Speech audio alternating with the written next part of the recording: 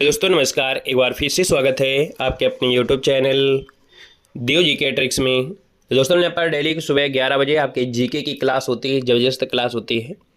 यहाँ पर देख सकते हैं जीके का लेवल है ना, जो आपका पूछा गया है अभी हाल ही में वो भी आपको दिया गया है। और जैसा कि पेट एग्ज़ाम 2023 में जो एग्ज़ाम हुआ था वैसे लेवल का ही क्वेश्चन लिया गया है, क्योंकि 2025 में जो आपके पेट एग्ज़ाम की परीक्षा है संभावित है कि आपका जो फॉर्म है हो सकता है कि अप्रैल माह में देखने को मिल सकता है।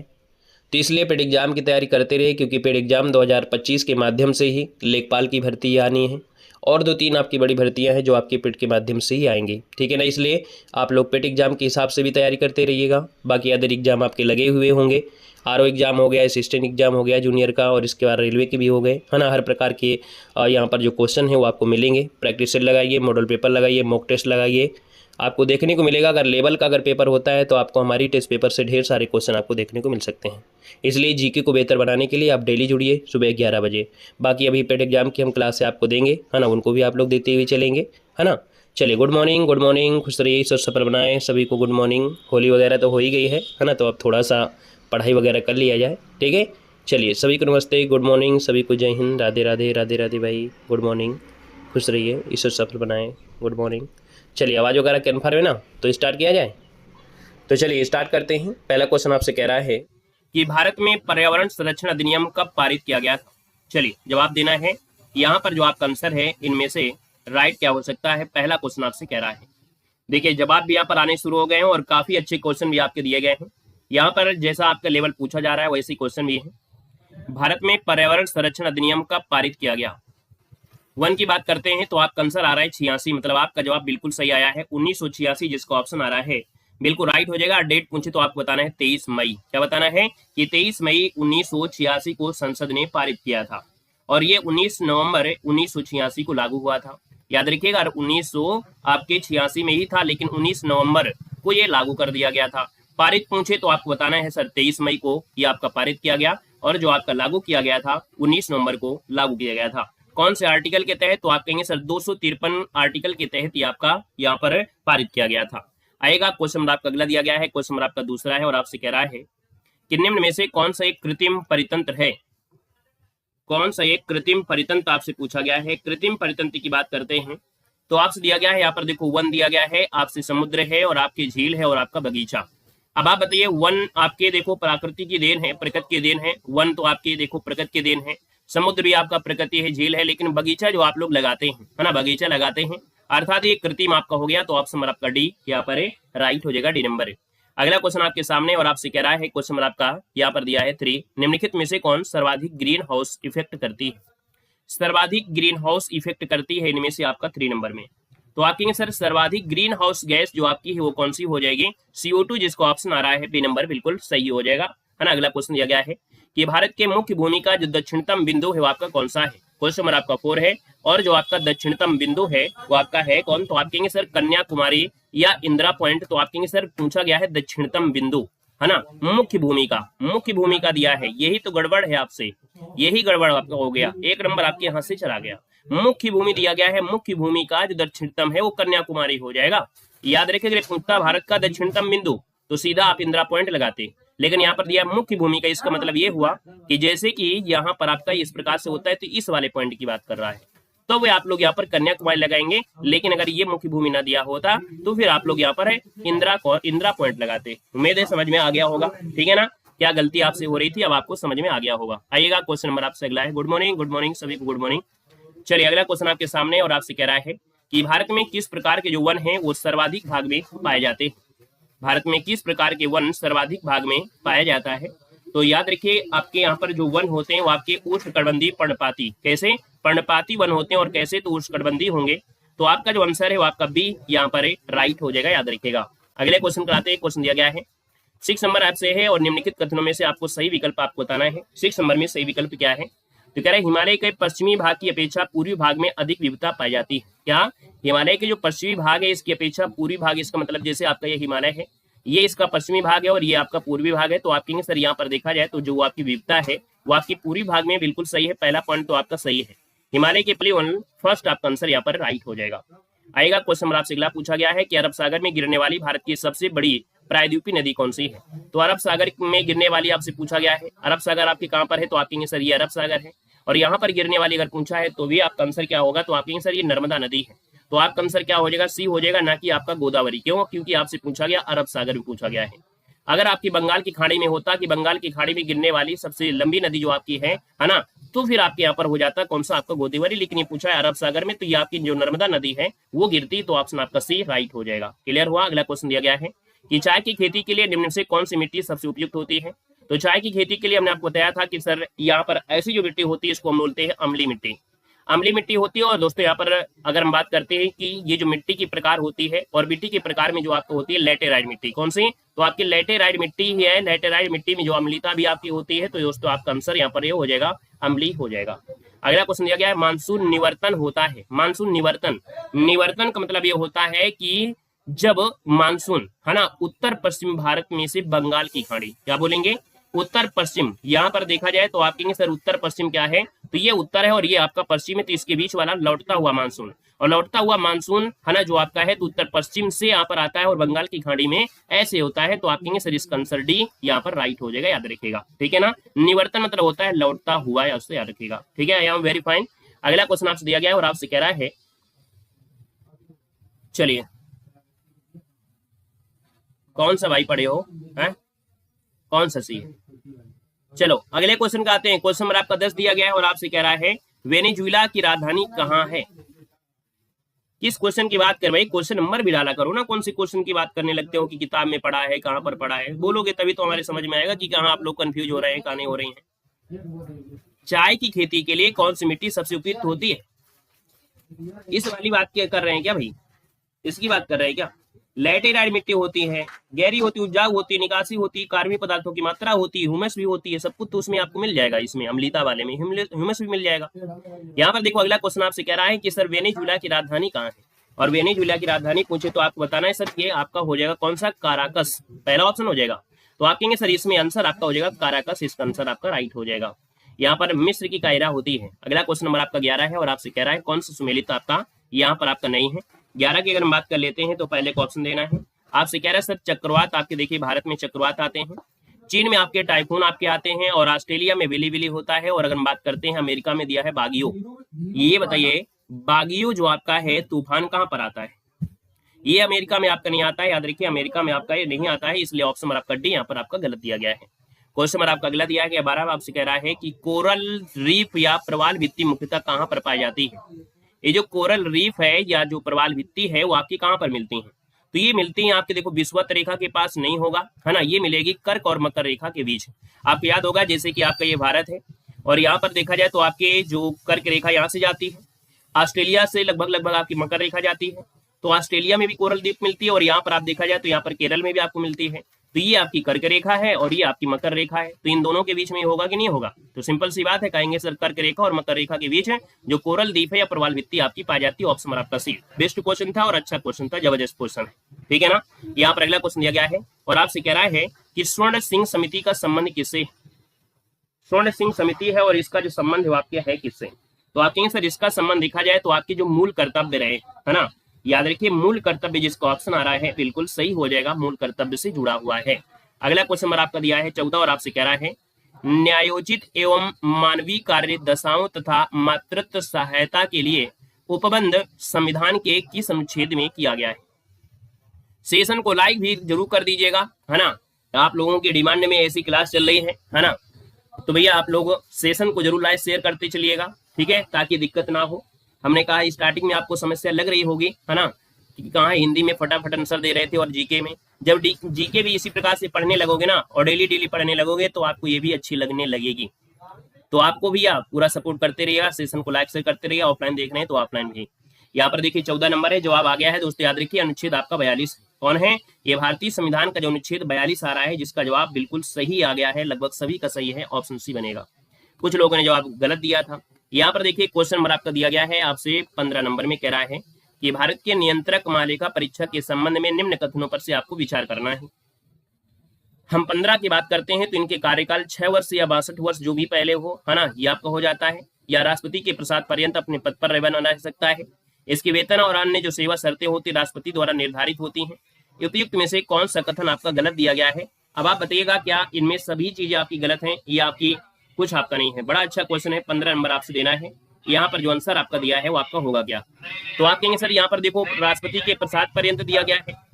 और अगर हम बात करते हैं कि अन्न सेवा राष्ट्रपति द्वारा भारित होती तो राष्ट्रपति अपने घर से थोड़ा दे देगा। राष्ट्रपति जो है वो अपने घर से नहीं देता है भाई कि राष्ट्रपति अपने घर से देने लगेगा, वो दे देने लगे नहीं देगा। तो आपका ये तो ऑप्शन आपका यहाँ से गलत हो गया है, यहाँ से ये भी ऑप्शन हो गया है। देखो दिया है नियंत्रक मान्यता परीक्षक का जो कार्यकाल है इनमें से आपकी कह रहा है सर 6 वर्ष या 62 वर्ष दिया है, और 62 वर्ष यहाँ से आपका गलत होगा। इसका मतलब सभी ऑप्शन यहाँ पर क्या हो गए, गलत हो गए। सभी ऑप्शन जो आ रहे हैं वो आपकी गलत हो जाएंगे। कौन से आर्टिकल में उल्लेख है, तो आर्टिकल नंबर 148 में इसका उल्लेख किया गया है, याद रखिएगा। क्लियर हो गया है। आइएगा नेक्स्ट क्वेश्चन के साथ। नेक्स्ट क्वेश्चन दिया गया है, क्वेश्चन नंबर आपका 16 है और आपसे कह रहा है कि राज्यों में मुख्यमंत्री समेत मंत्रियों की अधिकतम संख्या विधानसभा की कुल सदस्य संख्या के कितने प्रतिशत से अधिक नहीं होनी चाहिए।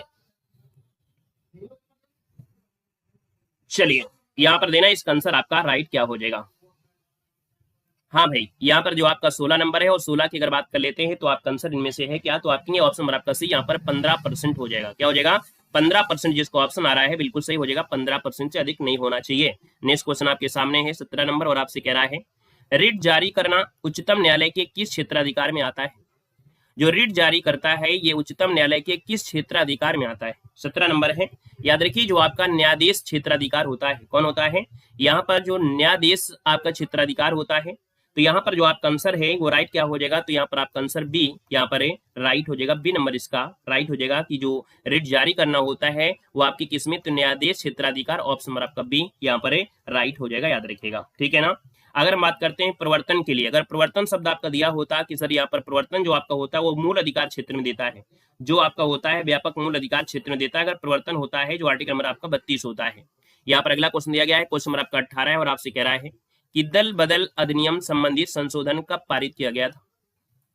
18 की अगर बात कर लेते हैं तो 18 नंबर में 18 का ऑप्शन आ रहा है, आपका आंसर क्या होगा। 17 नंबर में जो आपका है हमने बताया 17 नंबर में क्या है, परिवर्तन आपका है। प्रवर्तन शब्द आपका होता है रिट जारी करने की, प्रवर्तन जो चीजें होती हैं उच्चतम न्यायालय करता है, वो हम लोग मूल क्षेत्राधिकार में करते हैं। अगर प्रवर्तन होता है तो अर्थात मतलब लागू करना होता है, तो ये दिया गया है। ठीक है ना, ये क्षेत्राधिकार पूछ लिया गया है, तो अंतर हो गया क्वेश्चन में। दरबदल अधिनियम संबंधित संशोधन कब पारित किया गया था, 18 नंबर है। तो आप कहेंगे सर यहाँ पर देखा जाए तो आपका ये है 52वां संविधान संशोधन और 52वें में हुआ था ये 85 में, तो 1985 जिसको ऑप्शन आ गया है बिल्कुल राइट आंसर है, यहाँ पर हो जाएगा। अगला क्वेश्चन दिया गया है और कह रहा है कि सर्वप्रथम प्रत्यक्ष चुनाव का जो प्रावधान है निम्नलिखित में से किस अधिनियम द्वारा किया गया था। देखिए सर्वप्रथम प्रत्यक्ष चुनाव का जो प्रावधान है यहाँ पर जो अधिनियम है वो आपका 1919 वाला अधिनियम है। ऑप्शन नंबर आपका जो हो जाएगा वो आपका सी यहाँ पर राइट हो जाएगा, भारत शासन अधिनियम 1919 इसका आंसर है, राइट हो जाएगा सी नंबर है।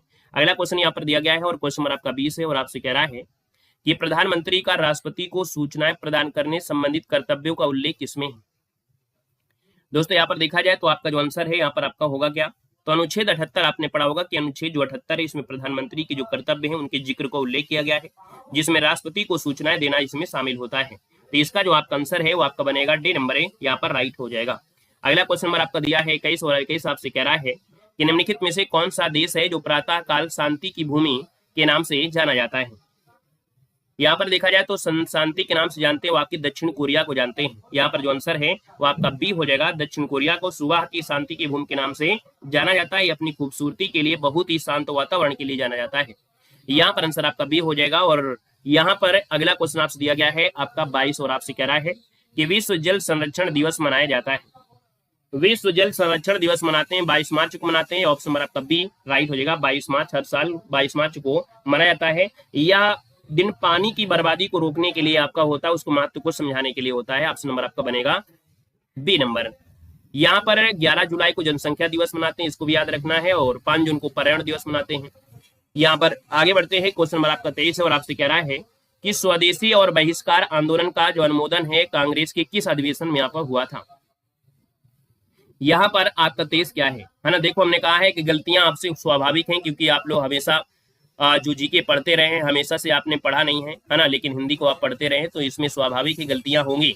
लेकिन गलतियां तभी होंगी जब डेली आप जुड़ेंगे, डेली पढ़ेंगे, और जब पढ़ेंगे तो आपसे कहीं ना कहीं सीखने को मिलेगा। देखिए 23 नंबर आ गया है और 23 नंबर की अगर बात कर लेते हैं तो ऑप्शन हो जाएगा कि सर ये जो बनारस अधिवेशन है, बनारस अधिवेशन जो 1905 में हुआ था, इसमें गोपाल कृष्ण गोखले ने स्वदेशी और बंगाल के बहिष्कार आंदोलन का ही समर्थन किया था। तो इसका जो आंसर है वो आपका सी राइट हो जाएगा। अगला क्वेश्चन आपसे दिया गया है 24 नंबर और आपसे कह रहा है कि कांग्रेस की कार्य समिति में भारत विभाजन का प्रस्ताव कब पारित किया गया था। 24 नंबर दिया गया है और 24 नंबर की अगर बात कर लेते हैं तो दोस्तों ये बात 1947 में, लेकिन आपको याद रखना है यहाँ पर आपकी 14 जून 1947 क्या दिया है, 14 जून 1947। ऑप्शन नंबर आपका बी यहाँ पर राइट हो जाएगा। ये प्रस्ताव कब पारित हुआ है, पारित है तो आपका 14 जून आपका आंसर है, राइट हो जाएगा, याद रखिएगा। करंट अफेयर के क्वेश्चन जो आपके होंगे अलग से आपको मिलेंगे, करंट अफेयर के हम आपको अलग से सीरीज भी आपको देंगे, परेशान मत होइएगा। क्वेश्चन नंबर आपका 25 और आपसे कह रहा है कि संविधान सभा की प्रथम बैठक का आयोजन है किस गवर्नर जनरल के द्वारा किया गया था। 25 नंबर है और 25 की बात करते हैं जब आपकी संविधान सभा की प्रथम बैठक हुई थी तो इसमें गवर्नर जनरल जो आपके थे लॉर्ड वेवेल थे। कौन है, लॉर्ड वेवेल। इसका जो आंसर आ रहा है बिल्कुल सही जवाब इनमें से राइट हो जाएगा। और पूछे कि इस जो संविधान सभा की पृथक बैठक थी इसमें जो अध्यक्षता किया था वो आपके सच्चिदानंद सिन्हा किया था, है ना, सच्चिदानंद सिन्हा ने किया था। तो यहाँ पर जो आपका आंसर है यहाँ पर बी इसका राइट हो जाएगा, याद रखिएगा। चलिए और अगला क्वेश्चन का जवाब दीजिएगा। तब तक अगले क्वेश्चन में आपको दिया है 35 36 31। हेलो 35 86 31 ठीक है, ठीक है। चलो यहाँ पर देख सकते हैं कि मंगल पांडे ने प्रथम भारतीय स्वतंत्रता संग्राम की जो शुरुआत की थी उसके उपरांत ब्रिटिश सरकार द्वारा उन्हें कब फांसी दी गई थी। चलिए यहाँ पर जो आपका आंसर है आपका इनमें से क्या हो जाएगा, कहां पर आंसर है भाई, कहां पर डी आ रहा है इसमें, 23 में कहां पर डी आ रहा है भाई, कहां 23 में डी आ रहा है। चलो आइएगा नेक्स्ट क्वेश्चन में। क्वेश्चन नंबर आपका जो दिया गया है वो आपका दिया गया है 26 नंबर और 26 नंबर में आपसे कह रहा है कि मंगल पांडे ने प्रथम भारतीय स्वतंत्रता संग्राम की शुरुआत की थी और इसके उपरांत ब्रिटिश सरकार द्वारा उन्हें कब फांसी दी गई थी। 26 नंबर का जो ऑप्शन आपका होगा क्या, तो आप कहेंगे सर यहाँ पर देखा जाए तो इनको फांसी दी गई थी 57 में। 57 तो सब जगह लिखा है, लेकिन अब आप बताइए क्या हो जाएगा, 8 अप्रैल बिल्कुल सही है। तो आप कहेंगे सर 8 अप्रैल वाला ऑप्शन यहाँ पर बनेगा, मतलब ऑप्शन आपका सी यहाँ पर राइट हो जाएगा, याद रखिएगा। यहाँ पर अगला क्वेश्चन नंबर दिया है और आपसे कह रहा है 27 नंबर में और आपसे दिया गया है कि बहावी आंदोलन का प्रमुख क्षेत्र इनमें से नहीं रहा है। चल यहाँ पर देखा जाए तो 27 नंबर है, 27 की बात कर लेते हैं तो आपका जो आंसर होगा इनमें से क्या है, बहावी आंदोलन का प्रमुख क्षेत्र नहीं रहा है, ये आपसे पूछा गया है। देखो यहाँ पर देखा जाए तो आपसे दिया है बंगाल है, बंगाल तो आपका था ही, इसमें कोई दिक्कत नहीं है ना। यहाँ पर उत्तर प्रदेश के जैसे रायबरेली है, पंजाब भी है, बहावी आंदोलन के प्रमुख केंद्र नहीं थे। मतलब जब हम ऑप्शन के अनुसार से देखेंगे ऑप्शन के अनुसार कौन सा सही करना है, तो आते हैं सर इसमें जो आपका आंसर है सी नंबर है, यहाँ पर आपका हो जाएगा असम, आपका जो आ रहा है ऑप्शन नंबर आपका सी हो जाएगा, ये इसका क्षेत्र आपका नहीं रहा है। तो ऑप्शन नंबर आपका जिसका आया है सी नंबर बिल्कुल सही हो जाएगा, ठीक है ना। आएगा नेक्स्ट क्वेश्चन में, क्वेश्चन नंबर आपका 28 और आपसे कह रहा है, हेलो चलो ठीक है, अभी हम बाद में क्लास ले रहे हैं फिर बाद में बात करेंगे। चलिए क्वेश्चन नंबर आपका 28 है और 28 नंबर में दिया है कि पुस्तक एरिया ऑफ डार्कनेस के लेखक आपके कौन है। चलिए यहाँ पर देखिए आपसे दिया गया है, आपसे कह रहा है पुस्तक एरिया ऑफ द डार्कनेस के लेखक आपके हैं कौन। चलिए यहाँ पर आप बताइए 28 नंबर में ऑप्शन होगा क्या, तो हमने कहा सर 28 नंबर और 28 का ऑप्शन हो जाएगा वी.एस. नायपॉल। कौन है, वी.एस. नायपॉल, ऑप्शन नंबर आपका ही हो जाएगा। डिमोटिवेट होने की कोई आवश्यकता नहीं है। सबसे पहले ये देखिए कि आप कितना समय देते रहे जीके में, और इसके बाद जब आपके सामने ऐसे क्वेश्चन आ रहे हैं तो इसमें आपका कॉन्फिडेंस बढ़ना चाहिए कि हाँ मैंने इन चीजों को नहीं पढ़ा है और अगर पढ़ रहा हूँ तो मेरे काफी क्वेश्चन गलत हो रहे हैं लेकिन उनको सुधारूंगा मैं। अगर गलती हो रही तो गलतियों को सुधारना, इसलिए तो आपकी क्लास है ना। तो परेशान मत होइए, सब कुछ सही होगा धीरे धीरे। जब आप लोग हमेशा ऐसे जुड़ते रहेंगे, साथ देते रहेंगे, सपोर्ट करते रहेंगे, तो भी भैया आप लोग क्या करेंगे, यहाँ पर आप लोग जीके को भी आप लोग पढ़ेंगे। क्लियर है। देखो आपसे दिया गया है कि सर जो आपका पुस्तक एरिया ऑफ डार्कनेस, ये बहुत पुराना क्वेश्चन आपका है। ये आप देखिएगा यहाँ पर आंसर आपका जो बनेगा वी.एस. नायपाल है, ना कि आपके एम.जी. रनाड़े है, ठीक है ना। इसका जो आंसर है वहां पर 28 नंबर में वो आपका बनेगा कौन, तो फर्स्ट नंबर आपका हो जाएगा, याद रखिएगा। आएगा क्वेश्चन नंबर आपका दिया है 29 नंबर में, और 29 की बात कर लेते हैं।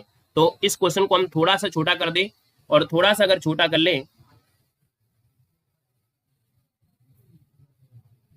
चलो यहाँ पर देखो क्वेश्चन नंबर आपको 29 है, 29 की बात करते हैं। क्या बातें कर रहे हैं, क्या कौन सी बातें कर रहे हैं, है? क्या बातें कर रहे थे, कोई एक्स्ट्रा अभी तक बात किया मैंने, जो पूछा बच्चे ने उसी को तो बताया हमने क्या एक्स्ट्रा बात किया है। कोई एक्स्ट्रा तो बात नहीं की अभी तक, फालतू मूड डिस्टर्ब ना करना, ठीक है।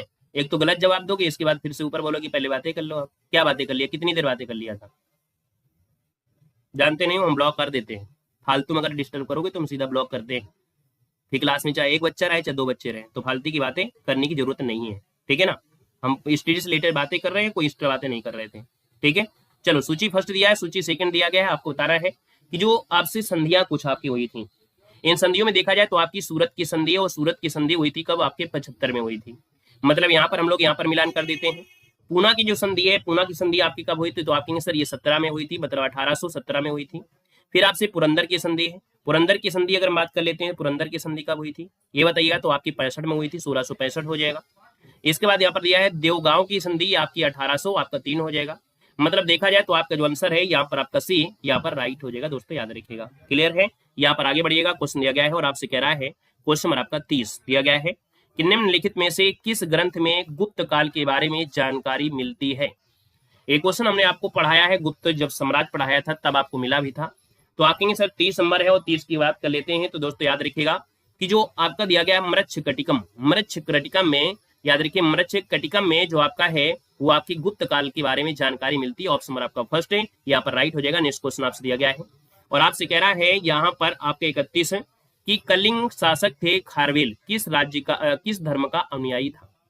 उस समय देखा जाए तो कलिंग का जो शासक था खारवेल काफी महान शासक हुआ करता था, और ये जो आपका शासक है दोस्तों याद रखिए जैन को मानता था, है ना। क्या? जैन धर्म को अनुयायी था, जैन धर्म को मानता था।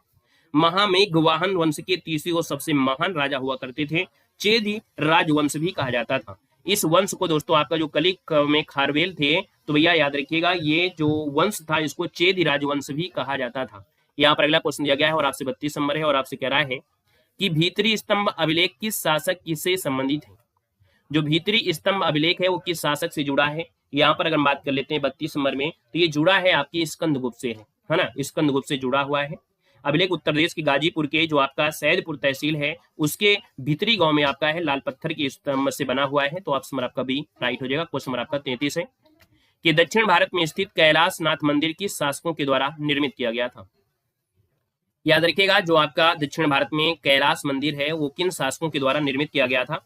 तो याद रखिए पल्लव राजवंश के जो राजा थे नरसिंह वर्मन द्वितीय, है ना। कौन है? तो आप कहेंगे सर नरसिंह वर्मन जो आपके थे, नरसिंह वर्मन जो आपके थे वो भी सेकंड वाले, उन्होंने यहाँ पर कैलाश मंदिर के यहाँ पर निर्मित किया। तो ऑप्शन नंबर आपका बी यहाँ पर राइट हो जाएगा। अगले क्वेश्चन पर आते हैं, क्वेश्चन नंबर आपका 34 है और आपसे कह रहा है कि सिकंदर की मृत्यु के बाद भारत ने अपनी गर्दन से दास्ता का जुआ उतार फेंका, साथ ही अपने गवर्नरों की हत्या कर दी, और इस मुक्ति युद्ध का नाम सेंड्रो कोस्टा चंद्रगुप्त के विषय में यह किसने लिखा है। मतलब ये इतना जो ढेर सारा लिखा है चंद्रगुप्त के विषय में लिखा है, और लेकिन ये जो शब्द लिखा था वो लिखा था आपके एरियन ने लिखा था। ये जो आपके हैं व्यक्ति इनका नाम है एरियन। इन्होंने कहा कि सिकंदर की मृत्यु के बाद भारत ने अपनी गर्दन से दास्ता का जुआ उतार फेंका, साथ ही अपने गवर्नरों की हत्या कर दी, और इस मुक्ति युद्ध का नायक सेंड्रोकोस था। क्योंकि भाई आपको याद है कि यहाँ पर सेंड्रोकोस उनका नाम भी हुआ करता था। तो यहाँ पर आपका आंसर बी यहाँ पर राइट हो जाएगा, याद रखेगा। यहाँ पर अगला क्वेश्चन दिया गया है और आपसे कह रहा है 35 नंबर में कि ध्वनि का जो प्रभाव है मानव के मस्तिष्क में संवेदन कितने समय तक आपका रहता है। 35 नंबर की बात करते हैं, मतलब जो हम आपको बोल रहे हैं, जैसे कहते हैं ना कि जो चित्र होता है, आपके फिल्म बनते हैं या मूवी देख रहे होते हैं, तो आपकी उस मूवी का जो सीन होता है वो आपके दिमाग में कम से कम 10 सेकंड क्रिएट रहता है, और वही 10 सेकंड करके वैसे लगता है वो फिल्म चल रही है ना। कहीं ना कहीं देखा जाए तो आप कहेंगे सर ये 10 सेकंड आपके 1/10 सेकंड जो आपका है ये आपके मस्तिष्क में बना रहता है। तो आप आंसर देना है बी नंबर आपको देना है, याद रखिए 1/10 सेकंड का समय आपके होता है, जो आपके माइंड में वही चीज आपकी छवि बनी रहती है। अगला क्वेश्चन दिया गया है और आपसे कह रहा है यहाँ पर 36 नंबर में कि नेत्र में प्रवेश करने वाले प्रकाश की मात्रा का नियंत्रण निम्नलिखित में से किस अंग द्वारा किया जाता है। आपके आंख में कभी कभी अचानक से प्रकाश लगता है ना, आप डीजे में जाएं या कहीं ज्यादा लाइट एरिया में जाते हैं, तो उस प्रकाश को आपकी आंखें कहीं ना कहीं संवेदनशील होती है, उसको नियंत्रित करते हैं, और जो नियंत्रित करते हैं वो कहीं ना कहीं किसकी वजह से, तो आपके आंख में होता है आइरिस। क्या होता है? आइरिस होता है। आइरिस होता है तो ऑप्शन आपका बनेगा यहाँ पर डी हो जाएगा। और ये आइरिस जो होता है आंख का एक पतला डायफ्राम होता है। क्या होता है? डायफ्राम होता है, और यह पुतली को नियंत्रित करती है ना। तो इसका जो आंसर है वो आपका डी इसका राइट हो जाएगा। क्वेश्चन नंबर आपका 37 है और आपसे कह रहा है कि रक्त की अशुद्धियां किस अंग में जाकर छनती हैं। मतलब रक्त में जो अशुद्धियां होती हैं वो जो शुद्ध करने का कार्य करते हैं, वो छानने का कार्य करते हैं, वो करते हैं आपकी दोस्तों वृक्क, मतलब जो आपका किडनी है। यहाँ पर याद रखिए किडनी यानी गुर्दे में जाकर छनती हैं। रक्त की जो अशुद्धियां हैं वो आपके वृक्क अर्थात जो आपका किडनी है, किडनी में जाती है और वहां पर छनती है। किडनी रक्त को शुद्ध करने के लिए जिम्मेदार आपकी होती है। यहाँ पर आंसर आपको बी देना है। याद रखिए, ना कि आपको हृदय देना है, ना तो आपको फेफड़ा देना है। फेफड़ा हवा का कार्य करता है। यहाँ पर जब आपकी बॉडी में मालूम है जिसकी किडनी खराब हो जाती है तो वो रक्त शुद्ध नहीं कर पाता है, तो उस रक्त को शुद्ध करने के लिए कृत्रिम तरीका अपनाया जाता है, और ये कृत्रिम तरीका है जिसे बोलते हैं डायलिसिस। क्या बोलते हैं? डायलिसिस कहते हैं। और डायलिसिस जो आपका होता है इसको बोलते हैं, डायलिसिस जो आपका होता है इसको बोलते हैं क्या, कि रक्त का कृत्रिम तरीके से शुद्धिकरण। जिसकी किडनी फेल हो जाती है, किडनी सही से कार्य नहीं करती है, तो उसको फिर कृत्रिम तरीके से उस खून को शुद्ध किया जाता है, उसको डायलिसिस कहते हैं। और ये काम होता है आपके वृक्क के माध्यम से, किडनी के माध्यम से। अगला क्वेश्चन दिया गया है 38 नंबर, और से कह रहा है कि रक्त का कितना प्रतिशत भाग प्लाज्मा होता है। याद रखिएगा, यहाँ पर दिया है 55 से लेके 60%। कितना दिया है? 55 से लेके लगभग 60% तक आपका भाग होता है। तो आपका आंसर क्या हो जाएगा? सी नंबर है, यहाँ पर राइट हो जाएगा। और लाल कोशिकाएं सफेद रक्त कोशिकाएं और प्लेटलेट्स ही होती हैं जो रक्त में होती हैं। वो आपके लाल रक्त हो गया, सफेद रक्त कोशिकाएं और प्लेटलेट्स, ये इसमें आपकी मौजूद होते हैं। अगला क्वेश्चन आपसे दिया गया 39 नंबर में, और आपसे कह रहा है कि एक पौधे पर पुष्पन होने के लिए उत्तरदायी हार्मोन्स क्या है। अगर पौधे में कोई पुष्प खिल रहा है तो उसका जिम्मेदार हार्मोन्स किसको मानेंगे? तो ये हार्मोन्स होता है जिसे बोलते हैं फ्लोरीजीन। क्या होता है? फ्लोरीजीन। ये कारण होता है जो पुष्प खिल रहा होता है तो फ्लोरीजीन की वजह से होता है। तो आपका जो आंसर है यहाँ पर डी राइट हो जाएगा। यहाँ पर अगला क्वेश्चन दिया गया है 40 नंबर में, और कह रहा है सर इंद्रधनुष किसके कारण होता है। इंद्रधनुष जो बनता है वो किस कारण से बनता है? आपको याद होगा कि इंद्रधनुष तो आपके बादलों में ही बनेगा। जब वर्षा होती है या बादल में पानी की सूक्ष्म सूक्ष्म मात्राएं होते हैं या कण होते हैं, तो सूर्य से आने वाली जब किरणें आती हैं तो इसमें क्या होती है? डिस्पर्स बनती है, अर्थात एक प्रकार से उन्हें टकराती हैं। और जब टकराती हैं तो एक प्रकार से इंद्रधनुष के रंगों में से आपको बदल जाता है 7 रंगों में से। मतलब सूर्य की किरणें वर्षा के बिंदुओं से अपवर्तित या परावर्तित होने के कारण, मतलब अब आप इनमें से क्या बोलेंगे? यहाँ पर कहेंगे सर 40 नंबर का ऑप्शन आपका डी बनेगा, परावर्तन या अपवर्तन। तो आपका जो आंसर है यहाँ पर डी देंगे कि सर जो सूर्य की किरणें हैं वर्षा की बूंदों से जब अपवर्तित होती हैं या परावर्तित होती हैं तो इंद्रधनुष बनाती हैं। याद रखिएगा। और इंद्रधनुष सदा दर्शक की पीठ के पीछे की ओर अर्थात सूर्य होने पर ही दिखाई पड़ेगा, ऐसे नहीं होगा। मतलब इंद्रधनुष तभी बनेगा जब सूर्य होगा, और सूर्य नहीं होगा, नहीं दिखेगा सूर्य, तो भी आपका इंद्रधनुष नहीं बन सकता है। और ये जब भी बनता है तो याद रखिए सूर्य के विपरीत बनता है। सूर्य अगर आपके पूर्व में दिख रहा है तो ये पश्चिम में दिखाई देगा, और ये अगर पश्चिम में आपका सूर्य है तो फिर आपको सूर्य पूर्व की जो आपके इंद्रधनुष है पूर्व की साइड में दिखाई, मतलब उल्टा होता है, सूर्य के अपोजिट होता है। क्वेश्चन नंबर आपका 41 है, और आपसे कह रहा है क्वेश्चन कि एक ही पदार्थ के अणुओं के बीच कार्यकारी आकर्षण बल को कहा जाता है। 41 नंबर की बात कर लेते हैं। तो आप कहेंगे सर यहाँ पर ये होता है ससंजक बल। मतलब दो, जैसे मान लीजिए ये प्लेट है ना, ये क्या है? यहाँ पर प्लेट है, और इस प्लेट में अगर हमने यहाँ पर पानी डाल दिया तो इसमें चिपक गया पानी, तो आप कहेंगे सर इन अणुओं के बीच ससंजक बल लगता है। इस तरह से आंसर आपका डी यहाँ पर राइट हो जाएगा। क्वेश्चन नंबर आपसे अगला पूछा गया है, और आपके सामने क्वेश्चन है, और कैसा क्वेश्चन है? जबरदस्त क्वेश्चन दिया गया है, आपके साइंस से है। और ये आपकी केमिस्ट्री में क्वेश्चन दिया गया है कि किसी अभिक्रिया में भाग लेने वाले पदार्थ क्या कहलाते हैं। किसी अभिक्रिया में भाग लेने वाले जो पदार्थ होते हैं दोस्तों उसको बोलते हैं अभिकारक। क्या बोलते हैं? अभिकारक। भाग लेने वाले पदार्थ हैं तो आप कहेंगे सर ये अभिकारक होता है। ऑप्शन नंबर आपका सी हो जाएगा। इसको बोलते हैं रिएक्टेंट्स। क्या बोलते हैं? इंग्लिश में बोलते हैं रिएक्टेंट्स कहा जाता है ना। अभिक्रिया के दौरान इन पदार्थों में रासायनिक परिवर्तन होता है। यहाँ पर अगला क्वेश्चन दिया गया, और आपसे एक क्वेश्चन दिया गया है 43 में कि क्षारक को जल में घोलने पर क्या मुक्त होता है। 43 नंबर दिया है, और याद रखिएगा जब क्षारक को जल में घोलते हैं, जब कोई क्षार होता है उसको जल में घोलते हैं तो उसमें OH आयन होते हैं, वो भी कैसे? तो आपकी माइनस आयन, है ना। OH आयन जो होता है, OH माइनस आयन, ये आपका होता है मुक्त हो जाता है। ऑप्शन नंबर आपका बनेगा फर्स्ट नंबर। क्वेश्चन नंबर आपका दिया गया है 44 में, नींबू के रस का pH मान कितना होता है। दोस्तों नींबू के जो रस का pH मान होता है वो 2-4 होता है, मतलब 2.4 एग्जैक्ट होता है, लगभग आपके इतना होता है। तो आप कहेंगे सर इसका आंसर आपका कौन सा हो जाएगा? बेस्ट आंसर है, यहाँ पर भी हो जाएगा। तो आपका होता है 2.4 होता है ना, 2.4 होता है, तो इसलिए आपका आंसर देना है बी नंबर। और अगला क्वेश्चन दिया गया है, कह रहा है 45 नंबर में, बादल और वायुमंडल का तैरना किस कारण से होता है।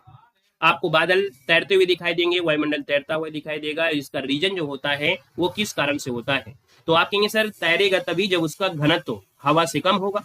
भाई तैरेगा तभी जब उसका जो आपकी घनत्व है वो घनत्व जो है वो हवा से कम होगा, और हवा से कम होगा तो इसका मतलब है आप कहेंगे सर यहाँ पर 45 नंबर में हमने कहा घनत्व, घनत्व मतलब डेंसिटी, डेंसिटी मतलब वो श्यानता। तो आप कहेंगे सर यहाँ पर जो आंसर आएगा वो आपका डी हो जाएगा, श्यानता के कारण होता है। उसकी जो श्यानता होती है, उसका जो घनत्व होता है वो आप क्या होता है, हवा से कम होता है। जो हवा से कम होगा तभी ये तैरता हुआ दिखाई देगा। ऑप्शन नंबर आपका डी यहाँ पर राइट हो जाएगा। क्वेश्चन नंबर आपका दिया है पेज 46 है और कह रहा है कि छाया में पनपने वाले पौधों को क्या कहते हैं। कुछ ऐसे भी पौधे होते हैं जो छाया में बड़े अच्छी तरीके से पनपते हैं, तो आप कहेंगे सर इनको बोलते हैं सियोफाइट्स। क्या बोलते हैं, सियोफाइट्स कहा जाता है। सियोकाइफाइट्स क्या बोलते हैं, सियोफाइट दिया है। कहीं कहीं आपको सीकोफाइट्स भी मिलेगा। क्या मिलेगा, ये सीकोफाइट्स यहाँ पर हो जाएगा। तो इसका आंसर आपका बी यहाँ पर राइट हो जाएगा। क्वेश्चन नंबर आपका दिया गया है 47 और आपसे कह रहा है कि मेन रहीन अंतरराष्ट्रीय सीमा रेखा किन देशों के बीच है। 47 नंबर की बात कर लेते हैं। तो दोस्तों यहाँ पर याद रखिएगा मेन रहीम ये रूस और फिनलैंड के बीच आपकी है। ऑप्शन नंबर आपका फर्स्ट हो जाएगा आपके रूस और फिनलैंड में है। अगला क्वेश्चन है कि जैव विविधता दिवस निम्नलिखित में से किस दिन मनाया जाता है।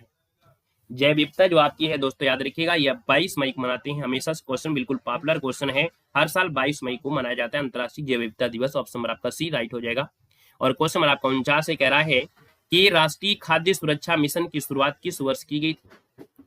49 नंबर है और 49 को ऑप्शन बनेगा फर्स्ट नंबर 2007 में। कब, तो आप कहेंगे 2007 में। कब, तो आप कहेंगे अक्टूबर 2007 में। और यह केंद्र प्रायोजित योजना है, मतलब केंद्र सरकार की द्वारा प्रायोजित आपकी योजना है। ऑप्शन नंबर आपका फर्स्ट है यहाँ पर राइट हो जाएगा। मतलब यहाँ पर हो गया NFSA, मतलब होगा राष्ट्रीय खाद्य सुरक्षा मिशन। क्वेश्चन नंबर आपका दिया है 50 और आपसे कह रहा है भारत में मुद्रास्फीति के प्राकलन का सबसे प्रचलित माप क्या है। हम लोग मुद्रास्फीति को अगर मापते हैं तो इसमें से मापने का एक तरीका होता है जिसे बोलते हैं क्या, तो आप कहेंगे सर इसे बोलते हैं CPI। क्या बोलते हैं, CPI बोलते हैं। तो CPI बोलते हैं तो इसका मतलब ऑप्शन नंबर आपका सी हो जाएगा। मतलब बोलते हैं उपभोक्ता मूल्य सूचकांक। क्या बोलेंगे, CPI मतलब होता है उपभोक्ता मूल्य सूचकांक होता है। अगर WPI बोलेंगे तो WPI मतलब होता है थोक मूल्य सूचकांक, WPI होता है। लेकिन यहाँ पर जो आपका मुद्रास्फीति का प्राकलन होता है ये होता है उपभोक्ता मूल्य सूचकांक। उपभोक्ता मूल्य सूचकांक मतलब होता है CPI। तो आपका जो आंसर है यहाँ पर सी नंबर है, यहाँ पर राइट हो जाएगा दोस्तों, याद रखिएगा। ठीक है ना, क्लियर हो गया है। तो इस प्रकार से यहाँ पर दे सकते हैं कि आपकी ये जो क्लास आपकी है बेहतर तरीके से 50 क्वेश्चन आपके हुए और बिल्कुल जबरदस्त क्वेश्चन आपके हैं, हल्के फुल्के क्वेश्चन नहीं है। मतलब आप छोटे लेवल में हो बड़े लेवल में हो तो आप बेहतर तरीके से यहाँ पर जुड़ सकते हैं। ठीक है, और डेली 11 बजे आपको जुड़ना है और डेली 11 बजे आपको बेहतर तैयारी आपको करना है। हमने कहा जिस प्रकार से आप लोगों ने हिंदी में अपनी अच्छी खासी पकड़ बना लिया है और जीके इतनी आसान होती नहीं भाई। अगर आप सोचिए एग्जाम के समय पढ़ लेंगे, आपको लगता कभी कभी हम भी बैठ के देख सोचते हैं कि यार मुझको तो हिस्ट्री आती है, मुझको पॉलिटी आती है, मुझको स्टैटिक जीके आती है, सब कुछ आता है, लेकिन फिर भी कुछ ना कुछ तो कमियां होंगी ना। जीके में पूरी कमांड नहीं होती है भाई, जीके इतना आसान नहीं होती है। जो हम लोग सोचते हैं वहां से ज्यादा वो लोग पहले से आगे निकल जाते हैं। तो इसलिए हम लोग कह सकते हैं कि जीके जो आपके क्वेश्चन है वो थोड़ा सा क्या है, आप पढ़ेंगे, जब पढ़ेंगे तभी आपको सफलता मिलेगी मेरे भाई। आप सोचो कि नहीं ऐसे ही सफलता मिल जाएगी। तो जीके में जब तक आप कमांड नहीं करोगे, अच्छे अच्छे चाहे टीचर हो और चाहे कोई भी हो, कितने से अच्छा टीचर होगा उससे भी गलतियां होगी। इस 50 क्वेश्चन में 4-5 गलतियां नॉर्मल वो कर ही देगा, है ना। तो इसलिए क्या है कि आप मेहनत करिए, मेहनत करेंगे सफलता आपको मिलेगी, और नहीं मेहनत करेंगे जीके में तो सफलता नहीं मिल सकती है। डेली जुड़िए, डेली पढ़िए और सीखने को मिलेगा 100%। हम ऐसी सीरीज लाए हैं, चाहे आप PCS के लिए बैठिए, चाहे RO के लिए बैठिए, चाहे किसी के लिए, है ना, क्योंकि ऐसी हमने सीरीज रख दिया है, लगभग मॉडरेट क्वेश्चन आपके किए हैं। ठीक है, तो चलिए मिलते हैं नए सेशन के साथ। धन्यवाद सभी को, जय हिंद।